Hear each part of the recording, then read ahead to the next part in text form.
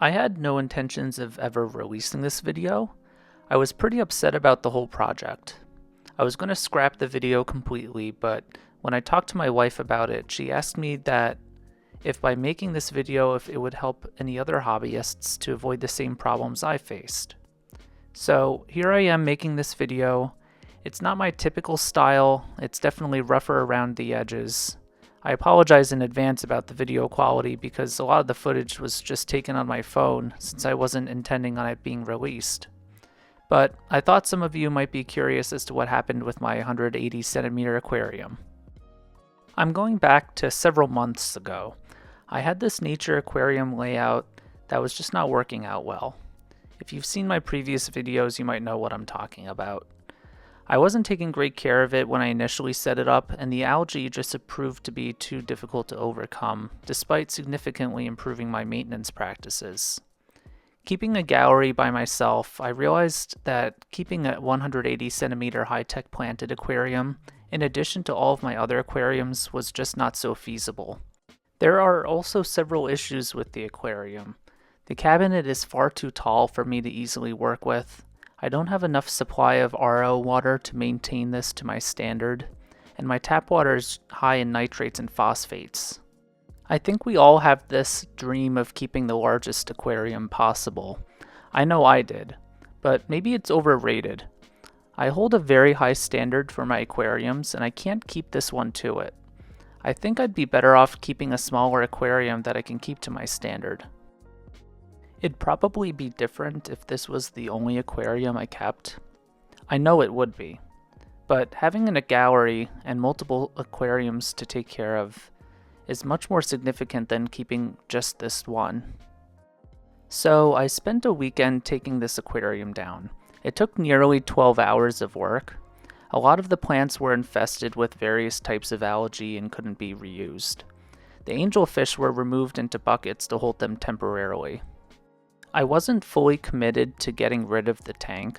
First, I wanted to try building a hardscape only layout and see if I would warm up to it. I was surprisingly happy with the result, and after a few weeks I wanted to take the opportunity to try keeping Discus for the first time. Thankfully I had an extra tank that could keep the angelfish in also. I knew a decent amount about keeping Discus, but not as much as I really needed to. I made the mistake of following one person's advice rather than doing additional research that you can readily find on sites and forums, especially like Simply Discus, which has been such a great resource. Was I lazy? No. Was I impulsive? Maybe a little bit, but I was definitely naive. So I learned from someone that I could pick up a dozen juvenile Discus and be able to successfully grow them out properly in a 180-gallon aquarium. Had I known that this was not a very good idea, I might have scrapped the entire project. But due to the not so good information and my negligence in researching this specific topic at the time, I got these F4 Batata Discus from Discus Hans, a hugely respected discus seller in the United States.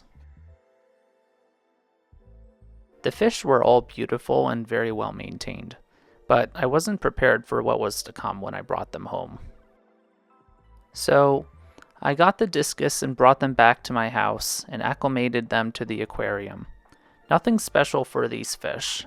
I merely added them to a bucket of water and slowly added water from my aquarium to theirs to acclimate. In the days leading up to getting the fish, I already knew I was running into some problems here. The water box is an open-top rimless aquarium, and the Discus, especially when they are young and growing out, are best to be kept in very warm temperatures, around 84 to 86 degrees Fahrenheit. The amount of evaporation and humidity problems I was beginning to have were very concerning since this gallery is located in the basement. The last thing I really need is mold down here. Of course, I keep a dehumidifier running almost 24/7, but even still, the humidity levels were creeping up in the days leading up to getting the fish. Anyway, I get to these fish added to the aquarium, and they are of course really spooked and needing some time to settle in. During this time, I learned that when Discus have hiding spots, they are definitely going to hide. Because they are so small, they would find plenty of places to hide in between the rocks and the wood, and it was difficult to tell if any of them or all of them were eating. When I saw several of them hiding on a regular basis, I started to read more and learned that I made a pretty big mistake by putting them in this size aquarium and this type of display tank.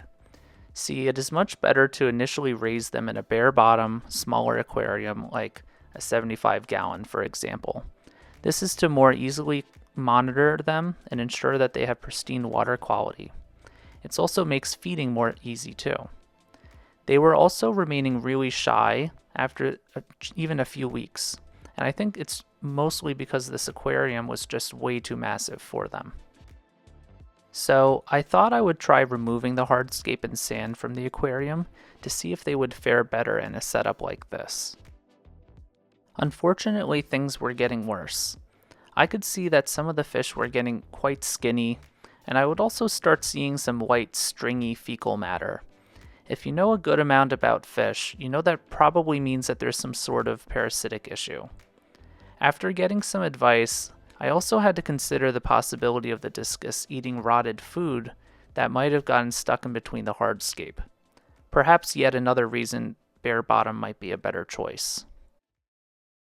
Now, there was no way I could possibly medicate an aquarium that large. So I got out a spare 20-gallon aquarium, reused a lot of the water, and added a cycled sponge filter, and began dosing API General Cure. The fish were looking terrible at this point. I'm sure some of it had to do with the aquarium having a black background and bottom. This just made the fish camouflage. But having to move them again, I'm sure, added a lot more stress. After several days with little improvement, I added white sand to the bottom just to see if their coloring was due to the stress or from camouflaging. I think this might have also been a mistake too, though, because it prevented me from more easily seeing their feces and monitoring the situation. They were recovering well enough, especially after starting to feed them freeze-dried blackworms, which seems to be their favorite. I added an additional canister filter just so I could have more filtration. The sponge filter just didn't seem like it was doing enough. When I saw them improving, I went to pick up a 75-gallon that I would move them into after their medication is complete. That way they can grow out in a more properly sized aquarium. I could also add lids to this and prevent the humidity in the gallery from getting too high. I painted the bottom and back white. That way the fish will show their colors and not camouflage as much as they were earlier. I put a digital thermometer on the bottom right corner so I can easily track the temperature and ensure it stays high enough for them. I moved the canister filter from my 180p aquarium here.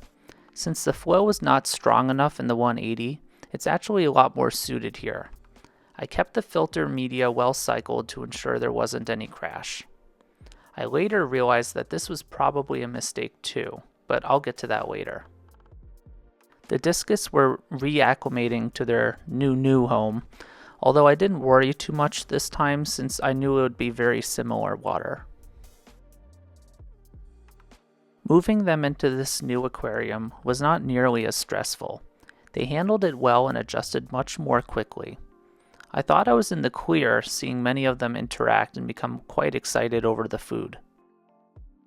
Then, a few days later, I see this fish swimming around with what is clearly another long white stringy feces. Now, I have a few theories here. It's possible that I wiped out the initial batch of parasites, but the eggs might have survived the medication. It's recommended to do a second batch of meds 1 to 2 weeks later. It's also possible that the general cure wasn't fully effective. But as I think about it more, I think the most likely is that I reintroduced the issue by taking the canister filter from the 180p aquarium that wasn't medicated and put it into this aquarium. Despite not having a host, the parasites could live on for several weeks without any sort of host, and I might have just put it back into this tank. So I went out to purchase Metro and Canaplex, which was recommended to me by Alcibetta, the creator of Simply Discus. The treatment is fairly intense. It calls for 500 milligrams of metronidazole per 10 gallons daily for 10 days. Then the Seachem Canaplex every other day with a daily water change in between. I also raised the water temperature to about 86 to 88 degrees Fahrenheit throughout the treatment. At the time of this recording, I'm only a few days into the treatment, but I'm hoping to see improvement by the end of next week. I feel quite vulnerable in making this video. It's embarrassing to me to make so many mistakes like this and then go out and post it in public. Just because you can create a nice planted aquarium does not mean that you're automatically equipped to go into a different facet of the hobby. I do, however, recognize that I've learned a lot in these past few months, acknowledge that it's normal for people to make mistakes like this, and I hope that by making this video and sharing all of the mistakes I've made publicly, it'll prevent others from falling down the same path. Discus aren't particularly hard fish to keep, but they require such specialized care, and that's how I think they really get that reputation that they have in the hobby. These poor Discus have endured a lot, and I'm surprised that I haven't had any losses despite the issues. It's hard to envision a long-term plan for these fish the way things have been going, but my goal is to clear up whatever this is, get these fish healthier and happier so I can grow them out. I know I certainly can't keep all of them in this sized aquarium for life, but through this process, I am ruling out putting them back into my 180-gallon aquarium in the future. I just can't risk the potential humidity issues in my basement gallery, and I want to reserve that space for my nature aquarium displays only. For me, I just want to keep this Discus tank as a separate hobby for fun. With that said, I don't think you'll find me posting about this aquarium very much. I definitely want to keep my focus and passion for this channel to the planted aquariums. But I hope you learned something from this video, enjoyed it, and maybe won't judge me too critically for learning through all these mistakes. Thanks for watching, and I'll see you in the next video.